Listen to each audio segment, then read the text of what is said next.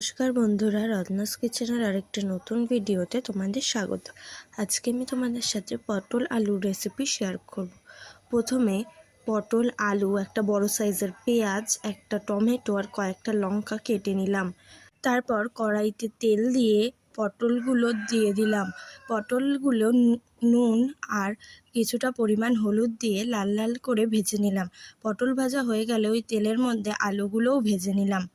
আলু ভাজা হয়ে গেলে কড়াইতে আরও কিছুটা পরিমাণ তেল দিয়ে তেজপাতা আর পাঁচফোড়ন দিয়ে পেঁয়াজগুলো লাল লাল করে ভেজে নিলাম। ভাজা পেঁয়াজে 2 চামচ আদা রসুন বাটা, 1 চামচ হলুদ গুঁড়ো, 1 চামচ লঙ্কা গুঁড়ো, 1 চামচ জিরে গুঁড়ো আর কিছুটা পরিমাণ কাশ্মীরি লঙ্কা গুঁড়ো আর পরিমাণ মতো লবণ দিয়ে ভালো করে নাড়িয়ে নেব।